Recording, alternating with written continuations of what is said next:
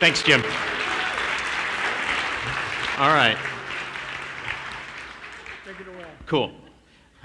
I used to do a lot of PowerPoints. I haven't done that in a long time. I do run a local real estate club. I call it a club, sounds less formal than RIA, in Colorado Springs. But I haven't done one of these for a while. I do have a unique skill set of making an hour-long PowerPoint presentation last 3 to 4 hours. So I'm really going to struggle with this, so I'm going to try to stay on point and get through this. I am not, disclosure, Jeff Watson kind of stuff, and to further that, my paperwork's pretty poor. I don't dot my I's, cross my T's. It's probably a hodgepodge of stuff I've gathered from several different sources, and I'm not qualified to work as a Walmart greeter. My background. I've done a little bit of everything in real estate, and I have built a huge rental portfolio, but probably if I look at the total number of deals, I kept 1 in 10, if you look at wholesales, flips, and all the other stuff I did. So, you know, I had to have some eating money. In 2004, I did call my boss from a seminar room at lunch and informed him that his services as my manager were no longer required. That was fun. But once I had kind of built up my business while I was working, and I was in IT stuff. I have a business degree. Took me 9 years to get a 4-year degree. I was kind of paying my way through. I didn't really want to get in student loan debt, so I was in and out. So, you ever see Tommy Boy? The movie Tommy Boy? Lots of people go to school for 9 years. Yeah, they're called doctor. Well, I wasn't a doctor. I got a 4-year degree in business, but at that time in the late 90s, there were a lot of companies recruiting consultants to do IT stuff, basically a lot of the date change stuff for the millennial, and I kind of got swept into that, and things were great. Things were awesome. You know, started out here, like every 6 months I was getting pay raises. It was amazing, and I used that as my kind of leverage to get from Columbus, Ohio to the mountains, which is where I really wanted to be. So I ended up in Colorado Springs, Colorado. And shortly after the millennium, we all got called in the big, huge auditorium, and we were told, hey, 30% of you guys aren't going to have jobs. And I'm like, sweet. I kind of made it through all these rounds of riffs, and I never did get a package. But I didn't realize very quickly I don't want to live my life like this. I don't want to be, you know, there's no security in corporate America or in job security. So I quit in '04. I had been doing a little bit of wholesale, a little bit of wholetails. In 2005, the most terrifying event ever happened, and that was my wife quit her job. You know, Jack Miller used to joke about, you know, all you guys with your working wives, you know, and I was like, my security blanket was, you know, we had benefits and all that. So my wife said, no, I'm going to build a business out of this. I'm going to quit. So, yeah, that was terrifying. Anyway. Done a lot of wholesales, wholetails, fix and flips, built a single-family rental portfolio, did a few BRRs before we called them that, while I still had a W-2 job and provable income. But I always wanted to learn creative finance, no bank financing, raised several $1 million of private money over the years, got good at seller financing, lease purchases, and ultimately what I'm here to talk about today, which is subject to. I'm a military town. We have 5 military installations. One of my first subject to deals was a military recruiter who would occasionally throw me some leads. And after a while, and I would study all my deals, and I still to this day, I look at where every deal came from, what are the similarities, and I have a little nerdery spreadsheet where every deal I've ever done, I have it organized by situation and zip codes, and I kind of look at what are the commonalities, and a lot of them were VA loans, first-time home buyers, low equity. Is that exclusive? No. Back when I was doing consulting and stuff, I had somebody from Denver came down, spent a day with me, I taught him the business, and Denver's not a military town, and he was quickly doing 1 to 3 deals per month. So you can do it anywhere, but for me, it was VA loans, and that was where I really targeted them. Why am I qualified? I built at least one company to multiple 8 figures. I built an IRA, one IRA account to multiple 7 figures using subject to strategies. When I ran out of IRA money and I had it deployed, I started a partnership with somebody else. My wife cut me off at 102 houses. She's like, I'm not hiring anybody, we're done. So that's when I figured out how to use my IRA and do deals, and then when that ran out, often what I'll allude to over this presentation is there's not a lot of cash flow left. I even got a slide called Nothing Down, Nothing Left. So management was my biggest constraint. When my wife said no, I had to find other ways to get things managed. So anyway, if you pay a property manager, and as a result of the management fees, the property is like literally break even monthly or negative, you can't scale that, right? That would be bad, okay? You can't scale negatives. So anyway, I created a partnership, and I got free management by giving them half the deal. So, and I've taught this since 2005, probably poorly. What Jim asked me to share with you guys: A, how to close, okay? Because that has changed here kind of recently on how to get subject to deals closed. Traditionally, we went to the title company, we closed them like every other thing, and we used the existing mortgage. How to get the title insurance done? Title insurance, how to insure the properties after you buy them, and what the sales process, i.e. how do I get people to say yes to leaving their loan in place on their property, giving up ownership, but leaving their name and their credit intact on the property. Why would anybody in their right mind do that? Okay. And one thing I would like to share with you is most of these deals I've done, 95+% of the transactions I've bought, subject to existing financing, these people were not in default. They were current on their mortgage, and most of them made a payment on the way out the door. Because up until the point they move out, all that accumulated interest is what? Already occurred. So that's when they moved into the property, and I'd explain to them, you remember when you bought the property and you didn't have to bring any, these are VA loans, so you didn't bring any money for a payment the first month? Because the interest, I'd write it all out and show them so they'd, I'd try to get them to make that payment. And most of the time they'd say yes, because I could explain it to them. So, but anyway, most of these people are of sound mind when they do this. But crazy happens. Other things happen in their life. Different things occur, and sometimes you gotta oil the squeaky wheels, and sometimes you disclose, I'm not going to sell this tomorrow, I'm not going to sell it next year, I'm not going to sell it in 2 years. So is this going to really meet your needs? Sometimes their needs change and they get crazy, and sometimes you got to sell a house or refinance a house or do something with it before you wanted to, just so crazy goes out of your life. Because too much time dealing with crazy, you're not productive. So anyway, be prepared to dance. And I'll give you some stories. Like one time, I had a military officer show up at our office and say, why is my loan not paid off? Well, it turns out his wife, who planned on leaving him, and this is very common in the military, the wives have a limited power of attorney. So not the first time I've bought a house subject to and the wife signed for the deployed serviceman. Well, this guy did not know his wife was leaving him. And she just sold the house, left it in his name, sold it to me subject to. He comes back from deployment and wonders why his loan's still out there.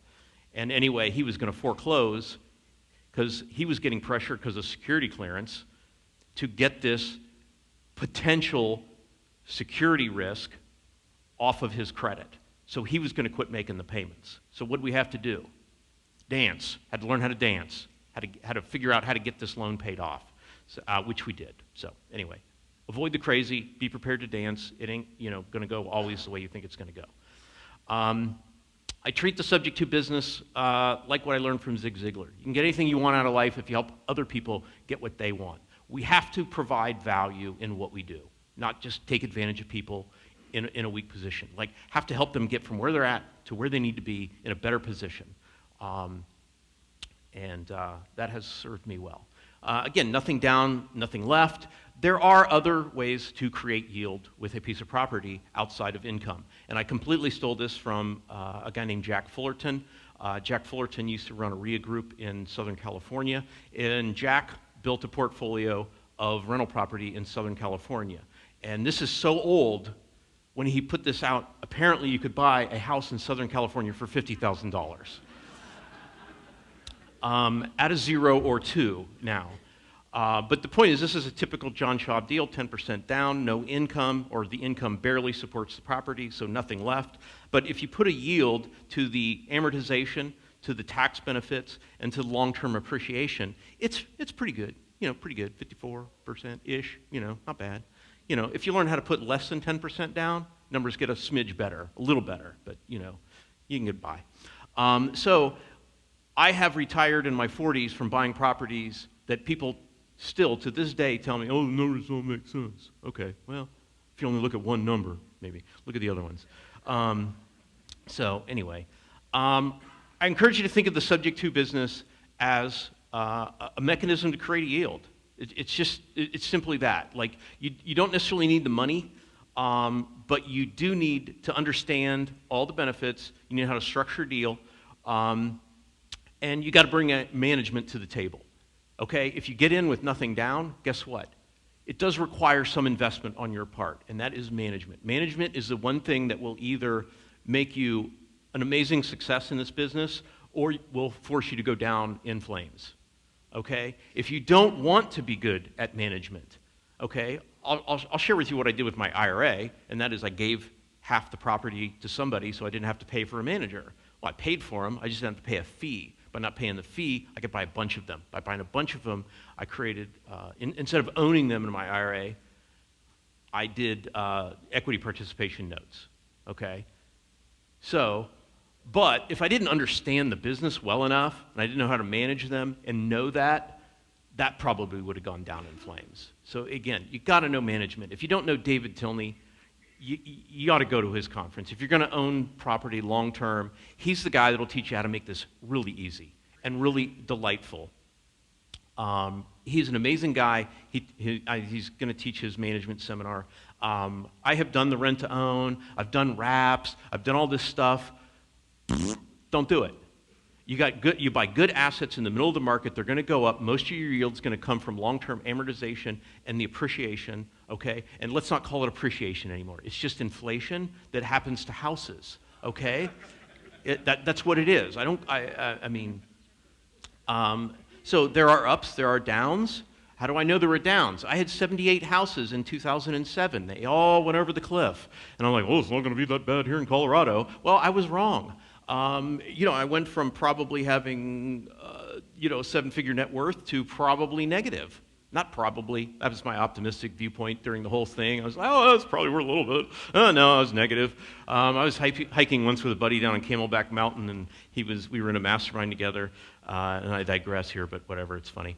We're hiking Camelback Mountain, and he knew how many houses I have, and he's like, hey, man, so what do you think your net worth is? And I'm like, just knee-jerk reaction. I'm like, probably nothing. And it probably was nothing on paper. But I did have all the forces that worked for me. I had depreciation working for me. I had amortization working for me. I had all these assets that even though they were negative on paper, I did have income to support the properties, to ride me through that horrible mess. And we did. We rode that portfolio entirely through. I didn't have to give any of them back. I'm not saying it wasn't stressful, but it makes you realize that equity really isn't all that important if you weren't buying. Like right now I have a lot of equity. It hasn't put a single meal on my table, ever. What provides the food on the table is the income, okay? Now, and I just told you, don't worry about the income. Eventually, rents have inflated. So I had a day job while I built this portfolio. I didn't come solely from subject to. I was a wholesaler. I was a fix and flipper. I took my profits. I invested. Subject twos were my 401k. Okay, what do you do with a 401k? You watch it grow, right? Watch it grow. It's nice. What do you do occasionally every month, once or so? Put some money in it, right? And I'm not telling you I never had to put some money into these properties where the income in the early years. And why would that happen? Because I didn't take management as seriously as I should have. And because we weren't as good of managers, we had to pay the tax, right? Poor management, high tax, right? The worse manager you are, the more tax you pay. The better manager you are, the least tax you pay. It's really that simple.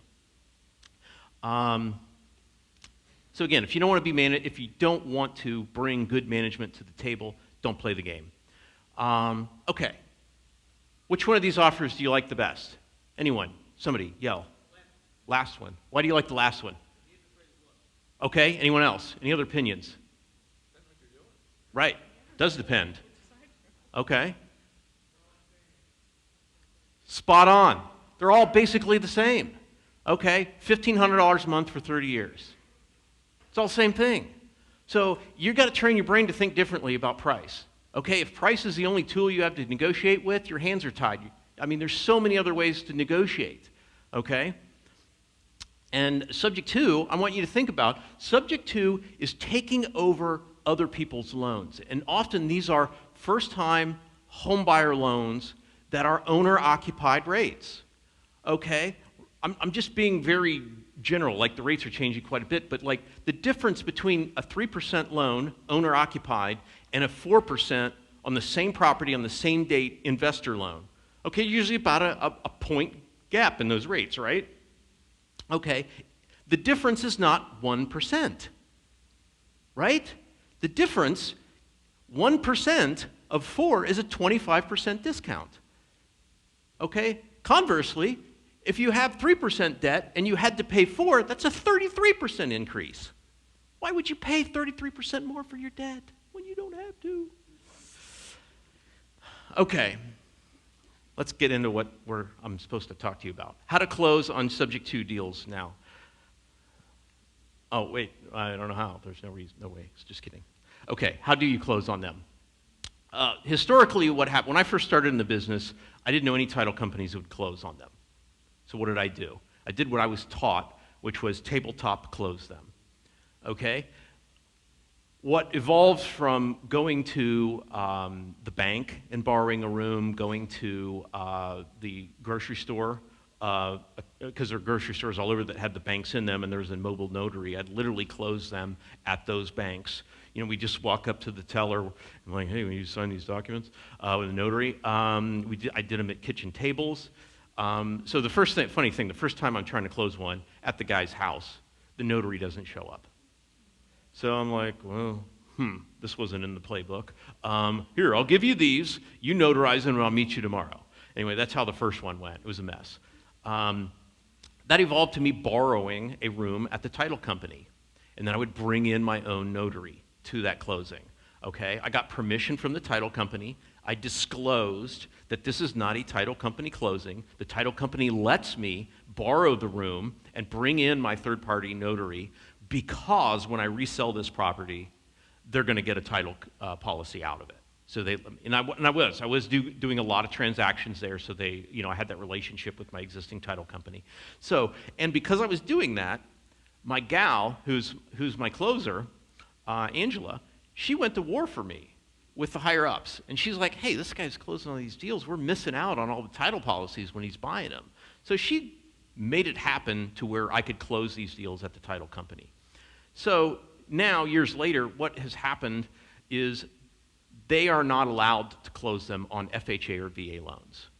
Okay, Jeff Watson back there can probably give you the whole lawyerly answer on why they don't want to write a policy on loans, because they want to be able to write the policies on all the other normal transactions with FHA and VA loans, and that's my simpleton acknowledgement. They don't want to do it because they don't want to risk all those other policies, so they can't do them now. So what would I do? I'd go right back to what I did back in the day. I'd use my relationship with the existing title company I already have. I would close them using my own mobile notary, okay? And I would disclose, okay? The other thing I could suggest is none of this makes any difference if you're buying conventional loans, okay? If you're not in a military town, if you don't have VA loans around you, or you're finding these opportunities out of your normal course of business, because not all of them are low equity first-time home buyer deals. There are other subject to deals out there. So if it's a conventional, you should be able to close it traditional. The other thing I would tell you to do is don't buy it at all. Okay? You can do a lease purchase. My last lease purchase I did was an Army who had already relocated to Texas. His family was living in the house in Fountain, Colorado, which is basically South Colorado Springs. Everything was out of the house except the wife and the kids and minimal furniture, and they were paying double payments, which is the typical reason why they want to avoid double payments. The house is not the problem. This is a gorgeous new house, modern floor plan, nice neighborhood, really good school district, but they were making double payments. And, I presented my offer to the wife. Husband was deployed. She talked to them, did a three-way call, blah, blah, blah, follow up. We don't like the offer. I have security clearance. I can't risk my credit. And I'm like, hey, no worries. I'll follow up with you. So they had listed it, wasn't sell. price dropped, they couldn't drop it anymore and still pay the commissions and the closing costs. It was that simple. So 30 days later, because I already, just from the conversation, I knew they could make the payments. So what happens? I call them up. I already know they're late. So they got 2 payments late, and they still like, I can't risk my credit. I get it. So I said, let me ask you this. Do you like the idea that I could take over all the payments? Yes. Okay, do you like the idea if the water heater goes out or a tornado blows the roof off, it's my responsibility? Okay, do you like the fact that I would make the payment whether it's rented or not? Yes. I got 3 yeses. Okay, and I said, well, hypothetically speaking, what if we did the deal exactly what we said, but you hold the title? He's like, well, that might work. And I said, well, what if, in addition to that, if I didn't keep all my promises, I was easy to get rid of, just like I was a renter in the house. And in fact, I'll give you my eviction attorney. He's the best one in town. Would that make you feel more comfortable? Yes. Okay. Would it make you even more comfortable that you didn't have to wait for me to send you a check and then pay your mortgage payment? How about I pay my rent directly to the lender? Ultimately, all I did was I lease purchased the property. My rent was equal to his PITI payment, and I would pay it directly to the lender. Okay, I got I got access to the loan to make sure nothing weird was happening. I took all responsibility of the property. I had a 1-year lease purchase to buy it for the loan amount with 28 extensions for the loan amount. There were 28 years left, by the way. So I had a 1-year lease purchase with 28 extensions. It's my understanding, and I'm not a lawyer, and I never even played one on TV, but if you had a lease purchase that's over 3 years, it could be perceived as a violation of the due on sale clause if there was anything recorded. So I just didn't want to have anything that would violate the due on sale clause, so I just did a 1-year deal with 28 extensions. Anyway, that's what I did. And then to secure my position and my commitment to buying the property and keeping my promises, I secured my, 28 years of remaining payments. And I forget what that added up to. 28 years of mortgage payments added up to, I don't know, but it's a lot of money. So we just put a little performance deed of trust in second position that added, I don't know, it was like $250,000, $300,000 in second position. So it looked kind of weird in title. I don't know. So anyway, I never did close on that property. I didn't buy that subject to, but that's one way to effectively do a subject to deal without actually doing a subject to deal and controlling all the profits and all the upside, all the loan amortization and blah, blah, blah. And that house, I think I paid $184. I think it just crested 500. So that worked out. And I did pay off his loan, by the way. Okay, how to insure the deals. Really exciting stuff. I'm trying to do my best here. Insurance, what an exciting topic. Here's how you insure them. I was taught when I first started the business, just take the existing policy and amend it. Okay? I'll touch on that a little later. The other option is cancel that policy and put a new one. So if you amend it, the pros are there's already a policy in escrow, okay, with an insurance agent. You have them go up and say, hey, for asset protection purposes or whatever, because Mike's buying my house, we're putting it into a trust.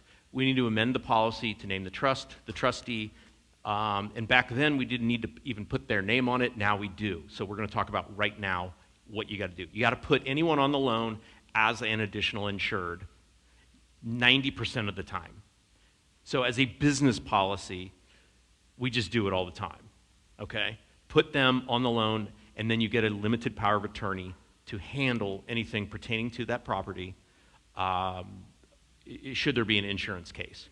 Now, I happen to live in the Front Range of Colorado, which is the hail capital of the world. So we do have insurance claims on roofs, and we do see that on occasion. So the cons, which is what I ran into on my very first deal, was they sold me the house. They no longer owned a house. They were going into rental, and I believe it was USAA would not give them a landlord policy without a homeowner policy. So I couldn't amend their policy. I had to figure out how to get a new agent involved. So for me, I want to keep everything as simple as possible. And to keep it as simple as possible, I want to do everything the same way, the same time. Okay? And I say that jokingly because I really just take the pile of papers and put it on my wife's desk, and it's her problem. We're a good team. So again, if you do a lot of subject to deals and you don't have your insurance agent involved, it could get stressful. Like, okay, what agent is it? Who do I call? What happens? Like, you don't really have, like, you have insurance, but you don't really have an advocate. Like, when it's your team insurance agent, you got somebody that's going to fight for you and make your life easier. So anyway, that's what we do. We use our team insurance agent. I have 2 of them. They get it. You kind of have to train them a little bit because we got to take, so one of the letters I get signed, and you'll have a way to get my letter, is basically we say, here, I get them to sign it at the closing. It says, cancel my insurance policy. We have them notarize it. We send it to their insurance agent. Okay? And we tell them, ask me how I know, refund it into the escrows. It's signed and notarized. Okay, we used to say, just give us a check, or sometimes they'd give us a check, sometimes they'd put it in the escrow. We have to blatantly tell them, send it to the escrows. I don't want the check. I want your escrow account when we sell the house or refinance it. No, anyway, that's in the contract. Anyway, it's in the contract. They don't think about it. Like when you fund a mortgage, what do? You pre-fund the first year's taxes and insurance that aren't due for a year, right? So that money sits there. And it's just weird. It doesn't get paid off when you buy a subject to, so it might as well sit there. Might as well be mine. Anyway, we refund the escrows, and then we write the new policy. We get the new policy. We do have to pay for the new policy up until the new escrow change date. Okay? So my way there is money out of your pocket. It's not money, it's not down payment. That would ruin the headline of the presentation. So it's not down payment, it's just insurance money. And then you have to make sure, I think I have it on either way. Well, anyway, let me go back here. Sorry. Technology challenged here. Okay, you have to verify the new policy gets to the insurance department. Okay, if you use the fax number that's probably on the monthly statement, that's wrong most of the time. That's not the insurance department's fax number. So if you fax it, or your insurance agent fax new proof of coverage, guess what? You're probably going to get 3-4 months later, you're going to get the surprise letter with a $2,000 to $3,000 bill that says we had to force place insurance. And somehow they have all the power these mortgage companies have. They're not able to negotiate a very good deal on insurance. So it's usually 2 to 3 times what you can actually pay for the insurance. So you want to make sure you don't get stuck with the forced insurance bill, and you basically got to train your agent to know that. And usually I do the dance. I go through the phone tree and figure out what the right number is so I can give that to the insurance agent. Who is insured? The new owner is insured. Okay? It's a trust. There's a trustee who is the signer. And then again, we do anyone on the loan is listed as an additional insured on the property, and we get a limited power of attorney for each person on the loan. Okay? I actually get 2. I get one where I like to actually put the name of the loan, and then I get another one with all the loan information blank. Why is that? Unfortunately, I found out that servicers don't always hold those mortgages forever. Sometimes they transfer servicers, so you need a one that doesn't have that, and you can still have a POA. Granted, I don't know if you really need the mortgage information, and you could probably only do one that way if you left the mortgage information off, but it doesn't hurt to have the mortgage information on there and the specific account number. If anything, it makes it easier. So if there is a claim, you do have the ability to negotiate for the owner, for the insurance, and for the further signature on any check endorsements. So our bank is well versed in me going in and signing as POA for a lot of different people, and they're like, oh, that's just those people, they're weird. So anyway, again, the fax number on the mortgage statement is probably not the right one for insurance. You gotta keep that in place.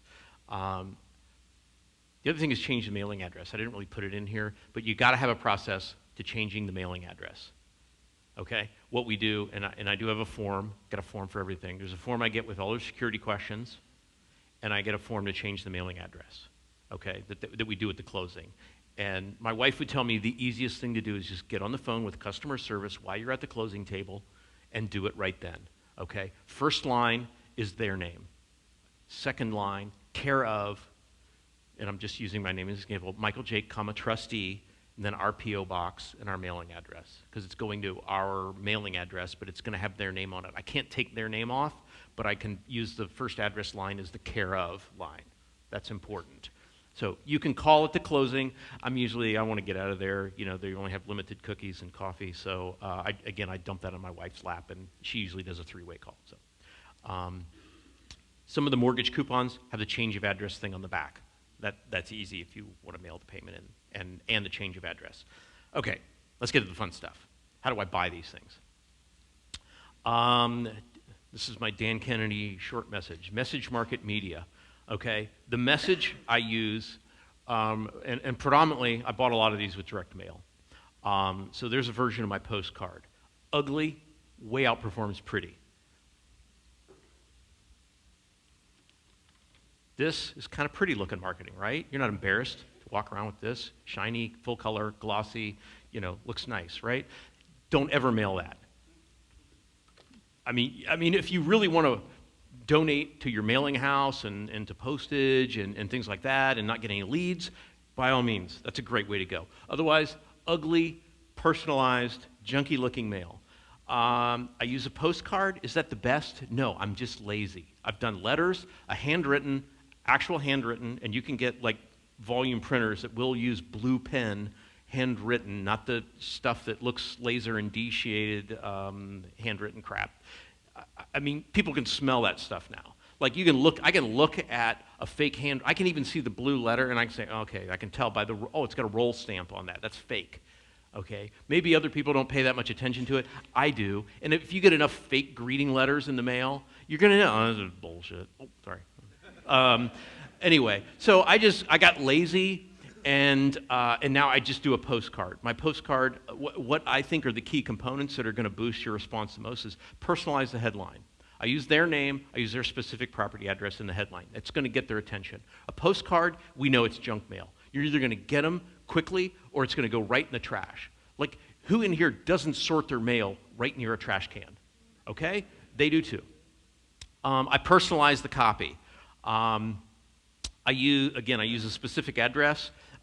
If I'm doing a specific mailer to a low equity campaign, my big verbiage change, because I use the same message to ugly houses and pretty houses, meaning high equity and low equity. The low equity list says, even if you think you don't have enough equity to sell. Like, that's my big copywriting change in that message. I want them to know low equity, no equity, okay.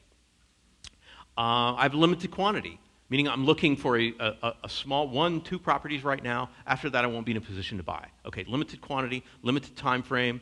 Like, how do I limit the time frame? Once I find these 2 properties or 1 property, I won't be in a position to buy. So I'm only looking for a small amount, but once I find them, I'm done. Until next month, when you get the same postcard again. Then there's a call to action and a response mechanism. And it's typically call or click. If I have an offline message, a postcard, I typically want to force them to a phone call, okay? For those that are gonna, you know, like the millennials call it, gonna creep on you on the internet, they're gonna creep. So I do put my internet in my return mail address. So, and if they do find me, they're gonna find something that does look professional and doesn't look junky and has a lot of testimonials. That's what I want them to see. So anyway, we're going to come back to that. When they call the number, I do capture everything about them. Even if they have a caller ID number, I'm going to capture all that stuff so I can continue to market to them. The market, meaning the who. Who am I sending this message to? Okay, we talked about the message. Now we're going to talk about who's going to receive this. Typically, I like FHA, VA, low down, first-time homebuyer loans in new houses, newer neighborhoods.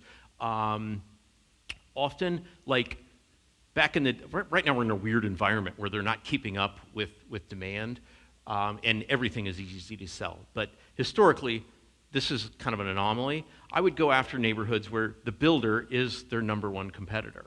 Like the brand new house that in most markets can be from dirt lot to house in 90 days, that's their biggest competitor, because it doesn't matter how nice their house is, it doesn't have the new car smell. So I would attack those neighborhoods, and in some cases, I would literally blanket every house in those neighborhoods, not go after a specific list. How did I know specific neighborhoods? I find the commonalities, study what has worked. So anyway, these are newer houses, modern floor plans, median price range, and typical, my sweet spot was about 20% below median till like 5% above median. And right now it's like as cheap of new home as you can get in my marketplace. But I would also go back, anything that's kind of like mid-90s and newer, I really love that stuff. If you don't have a lot of that product, anything 1950s and newer construction, nothing's weird, really. I mean, the older stuff, you might have some asbestos tiles and stuff like that you got to work with, but I mean, other than that, like, you try to get as modern for your marketplace as possible. So it's not a house you're trying to fix up, you're trying to fix up a seller's situation. It's the situation is the problem, it's not the house. For those of you that rehab houses, this is a struggle because you want to bring a hammer in and fix everything. These aren't fixer houses. They're a nice house, nice neighborhood. I mean, you might have to touch up some paint and carpet, but that's about it. Not much work. Blah, blah, blah. Owners have little, yeah. House is a problem. Or, sorry, the people are the problem with the house. The media, how did I typically find them? Direct mail was the 900-pound gorilla in my business. It always worked. Consistently. Pay-per-click works. It works, but you also get a lot of listing leads, and that's partner with a realtor if you're not one, because a lot of those will be listing leads, and you can help pay for a lot of that marketing. And I did pay for the bulk of my pay-per-click by partnering with a realtor. In fact, me being, I'm very much like Jim. It's hard to tell when I'm talking about real estate, but I'm very introverted. Like, if you don't come up to me, I'll be hiding in the corner somewhere later. But the pay-per-click, I didn't want to hire anybody, so I partnered with a realtor who's a former student, had a bunch of bandwidth. I said, hey, I'll give you my CRM access. You have your inbound person work the leads.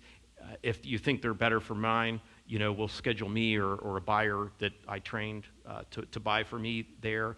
Or if it's a better listing, you send your person. And we would just kind of keep all the lawyers and realtors close your ears, but like we had a little account that kind of like a slush fund, like, well, I close this many, I owe you some money, or you close this many and you owe me this money, and we just kind of slushed it out. And anyway, we were both happy, so it was a good deal. I don't really even know if checks ever got passed, but whatever, it worked out well for both of us. Search engine optimization works well. I could only get so many deal flow from that, but that works very well. Retargeting. Anybody that hits your website, I don't understand this, but like it's called the haunting campaign on the internet. Like if you go to my website, now you're going to see us everywhere. That's retargeting. And like if you want to buy a Rogue fitness bike and you start seeing it in your Facebook, ask me how I know this. I'm looking for one of these like air bike things that torture you. Anyway, you see them everywhere now, so that's retargeting. And then once we had the leads, we would use phone, text, email, follow-up, and all our CRM. CRM stands for customers, it's a database, basically. I don't know what it stands for, I don't really use it. I'm old school. You know what my CRM is? Piles of paper. Yeah, really high tech. Really hot leads? Maybe. No. There's your CRM, that's all you need. And a pen, you gotta have the pen. Okay, response, call or click. If they were online, they would click, they'd go to a website funnel. If they called, which is the bulk of the direct mail, gonna go to a call. I had a 24-hour operator. The phone that they called, we would track, I would capture their phone number, whether they blocked it or not. And they could, basically my marketing message said, if you would like to hear the details of my offer, call my 24-hour recorded message to hear the details of my offer, okay? And if you'd like, you'll be able to speak to somebody live 24 hours a day. So the goal of that message was to, whether they just want to have a little more information and don't want to talk to anybody, I can capture that lead. Or if they do want to talk to somebody, I can get both types of prospects. I want the person that I got to talk to somebody right now, or let me see what this guy's all about. Anyway, I capture their information either way. If they talk to the 24-hour operator, there's a short script. Basically, what's your name, blah, blah, blah, blah, blah, blah. Mike or somebody's going to call you back, next business day. Business hours, we get the live callback, and we do long script, which is, I say script, and I did always start with a script, but now you just got to know how to talk to people. If you sound like you're talking from a script, they're going to phase out on you. I mean, what do you really need to know? Is there any motivation? What creates motivation? How do I start that? I was like, in a perfect world, when would you ideally like to get the house sold? I lift my tonality. Any hard questions? Lift your tonality a little bit. Softens the mood. Makes them a lot more easy. How much do you owe on that? Just a ballpark. Okay? It's different if you say, how much you owe on the property? Okay? Tonality matters. Okay? Think about those things. What do you want? What do you owe? When are you looking to sell? Okay? That's ultimately what you're trying to find. Is there any motivation? Is there any value I can bring to this occasion? If I don't see a deadline, if they don't want to show me their cards, and they often don't, gosh, Adam, I'm going to pick on Adam, he's right there. Adam, it sounds like you got a great house in a great neighborhood. I mean, it didn't sound like you got any specific reason like why you need a fast sale or anything like that. I mean, I'm just curious. Why wouldn't you call a really good agent and list, market, and sell it the traditional way? Like a little head con. Can't tell that on the phone, but it works. So I want them to now sell me on why I should go out to the house. If I'm not showing it, but ultimately, if the numbers could work, like if I see what do they owe, what's it worth, I kind of know, these are tract house, tract neighborhoods, I know the values, I don't really need to do comps, but I probably did them already before I called them because I'm OCD or something. But anyway, I'll go look at the property because sometimes they don't want to show you all their cards. If the numbers could work, if they're calling you, if you're kind of further pulling away, like, why wouldn't you do this? Why wouldn't you do this? Well, I don't know, I just want to see what you can do. And you're going to waste some time. You are. It's about 40 leads, 20 really good numbers, 10 you'll make offers on, and 1 or 2 you'll buy. Hot market, cold market, it's all the same. All the same. If you're not willing to get the leads, you're not going to buy the deals. Okay? Guess what? In this kind of market, harder to get to 40, right? Harder to get to 40 calls. Okay. Blah, blah, blah, blah, blah, blah. Typically, at some point when we get to the offer, I'm like, typically, once I get to the property, assuming everything is what I think it is, I should be prepared to make you an offer on the spot. Does that sound fair? I'm always going to have that conversation. I want to start the is that fair kind of conversation throughout the whole process. Now, the appointment. Be on time, be dressed professional. Like, look at Mr. Watson back here. No tie, suit, blue shirt. That's my dress. That's my attire. No pinstripes necessarily. Little too stuffy. Sorry. Okay for a lawyer. I want to be professional, but not stuffy. So hence, no tie. Exactly. That's his leisure attire right there.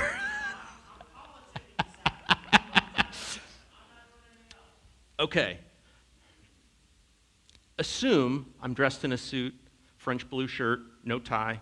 How do I show up at the house? Here's my paper that I've scribbled on while we had our phone conversation. Here's my comps, which I didn't have. And I have a little seller presentation, which is really laden with testimonials, just like the back of this thing when I walk around the house. And I'm like, oh, yeah. Sorry. I'm going to show up on time, not a minute before, not a minute after. Let's assume this is the front door. I'm going to ring the bell. I'm going to step back.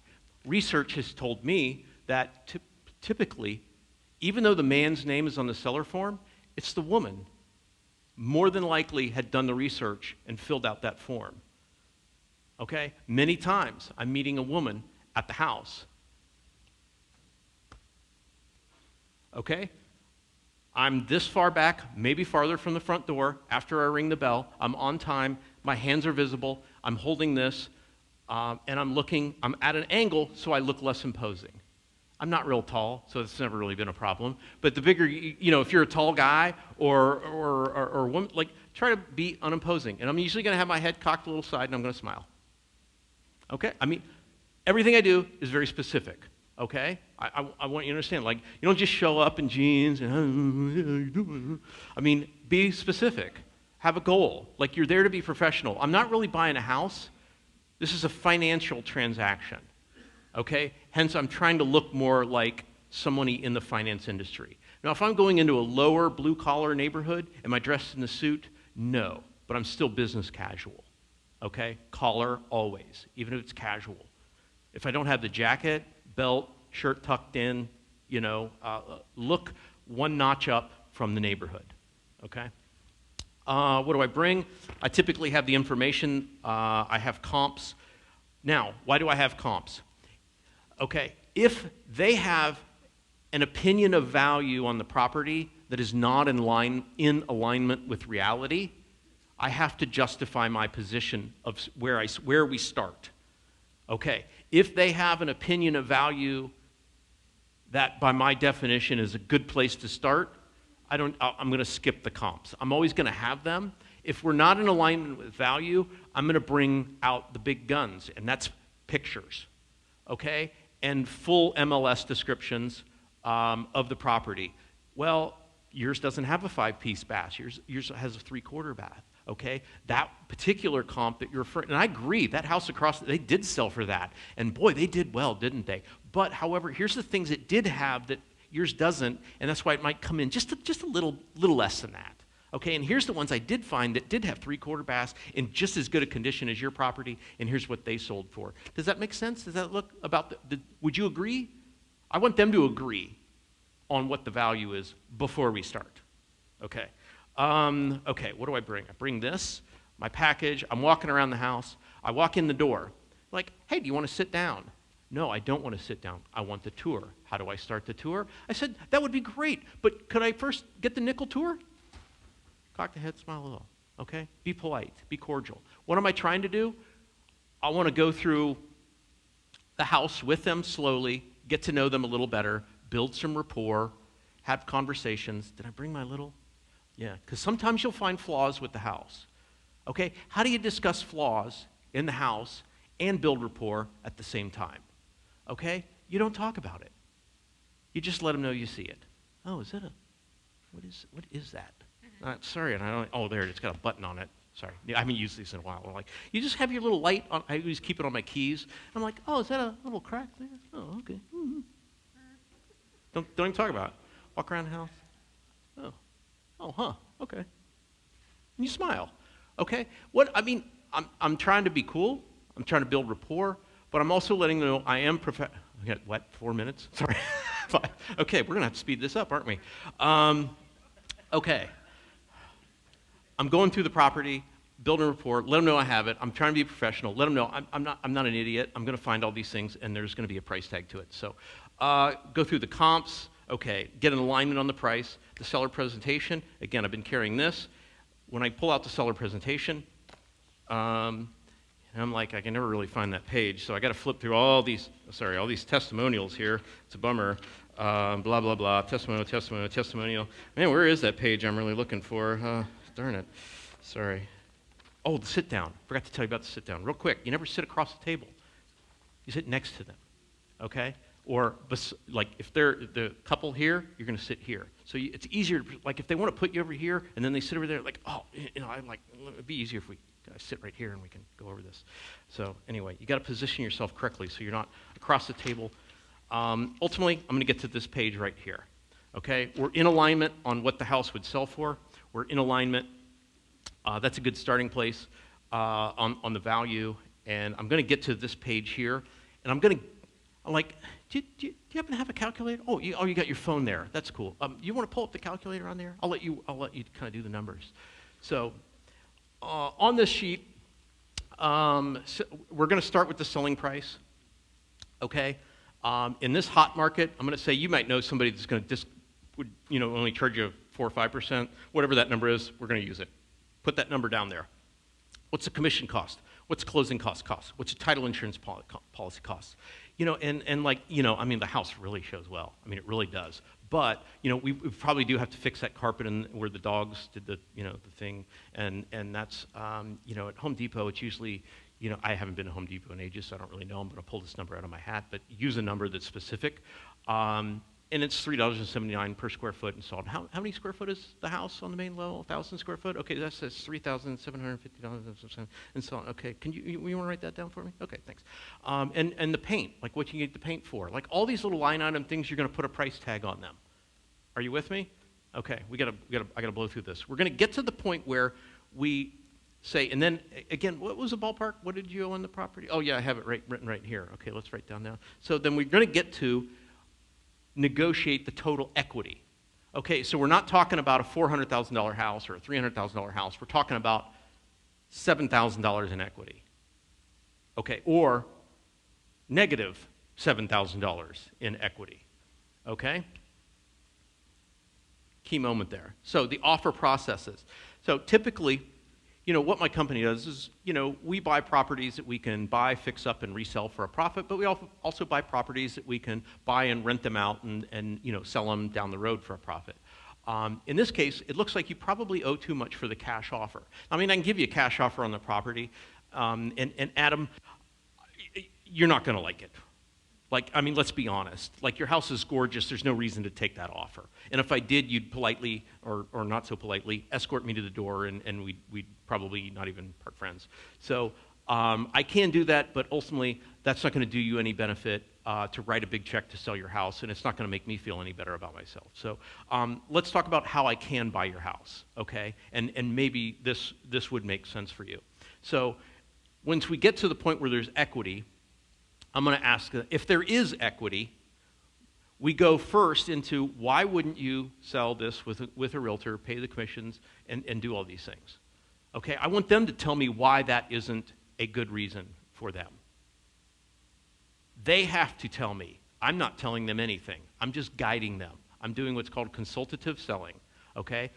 I'm trying to help them with every other possible solution I can think of for them not to sell me the house. Let that set in. I'm their advisor for their best interest. Okay? Why won't that work? That doesn't work for you? Okay. So is it coming up with the money to sell the property, to get the house fixed up? You don't have them? Okay. Well, Adam, do you have any friends, family, maybe a 401k you could borrow against to do the little, it's $10,000, $12,000 to get it on the market and a couple more mortgage payments. Is there any reason why that won't work for you? Again, I'm going to help him further solve his problem.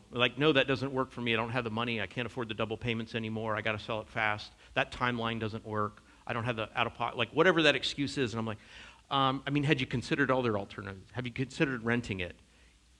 If they say, no, I haven't considered renting it, and here's why. If they said, well, we thought about it, then I have to paint that picture. Okay? I don't know if that's on this slide or not, but I got to go fast. Dang it. Painting the picture of the rental process is how many payments to get it ready, how much money out of pocket that we've already talked about to get it rent ready, how much the property manager, half a month, maybe a full month, to get it rented up. And then after 2-3 months, you're going to start getting most of your payment covered. And congratulations, you're only going to lose about $179 a month. That's not bad, right? Yeah. Okay, and then, here's what you owe right now. Here's what it's going to pay down slowly over time. And slowly, you're going to come positive. And then somewhere out here, about 3 to 5 years, maybe 5, you can have enough equity that then, and I'm trying to make this light and fluffy, but this is reality. You're going to have to come out of pocket to paint the house, carpet the house, probably in Colorado, resod the yard because they're not going to water the grass. Come out of that. Here's the line, blah, blah, blah, blah, blah, blah. You can spend about $14,000, 927 cents, and fix the house up, then pay the commissions, then pay the closing costs, and break even.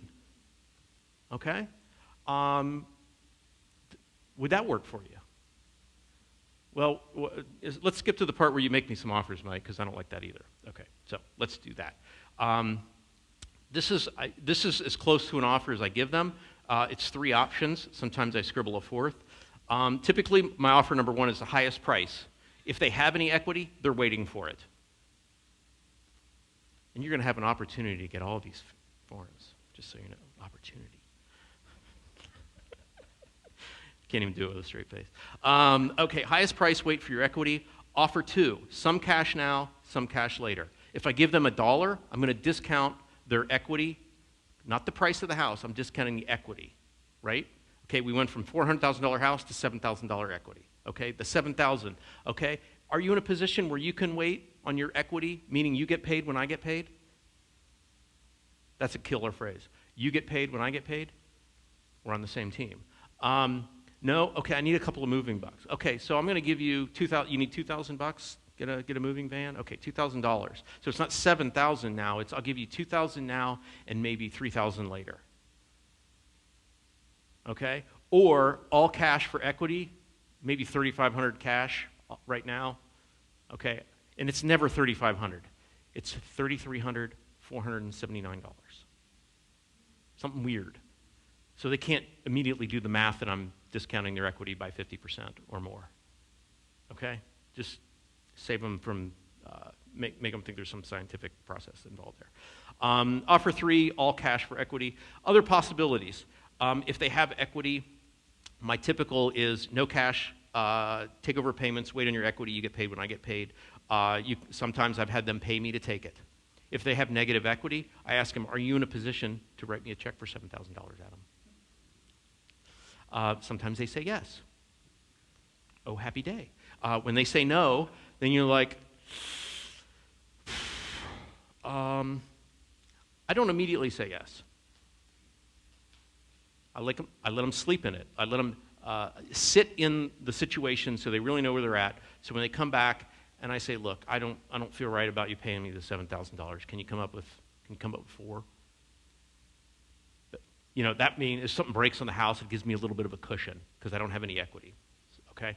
Pay me to take it, all cash, and bring money to the closing. Payments on the equity with no interest. If they want payments, if the house will afford it, it's not me. It's not Mike can afford it or not. Will the house be able to afford payments on additional equity in addition to paying the existing PITI mortgage payment? The takeaway, even if they say yes on the spot, I never say yes. They say, Mike, I want to do that. Let's move ahead. I'm like, I don't think we should. And I truly, some of this is sales, but this is all me avoiding crazy. Look, Adam, I really think you need to sleep on this, pray on this, make sure this is the right decision for you. Okay? I mean, like, take a day, take a couple of days, and if you still feel like this is a good fit for you, then we'll move forward. If you want, I'll write up the agreement. You can hang on to it. You can review it. Otherwise, why don't you think about it? I can email it over to you. You can sign it at your convenience. So we can get it back to it's an agreement, by the way. It's not a contract. It's only contract after they want to change it. Okay. I do have an incredible offer for you to invest in yourself today. I taught Subject 2, every aspect of it, full-day seminar. I recorded it. I've got all my paperwork. And you can get all this stuff. Do all the Subject 2 deals you want. What would that change your life? Oh, sorry, I can't. Anyway, today only, for the next 17.3 seconds, it's free, actually. Jim already has access to all of it. He's going to figure out how he's going to give it to you guys. So it's a whole day of me. And ultimately, I'm here to help you guys. I want to share this information. I think, you can benefit a whole lot of people that need help, that equity chasers aren't chasing. There's a whole lot of activity out there, and you can make buckets of money and life-changing legacy wealth by solving problems other people aren't willing to solve, and you can help people get on with their lives. And ultimately, if you do, take advantage of my free offer and go through the information. That's my cell phone number. That's my email address. I'm here to help you. Don't call me asking me to explain the same thing I explained in the full-day seminar. Okay, if you got a different question, you got a seller finance question, you got something non-pertaining to this, I'm all ears. I'm here to help you any way, shape, or form I can. If you got a Sub 2 question, don't wait till the day before you're supposed to close it and ask me for help, because I'm probably on a vacation. But I am here to help you, pre-plan a little bit, go through the information, and I really want to help you close some of these deals. So there we go. Sorry I ran late. Sorry.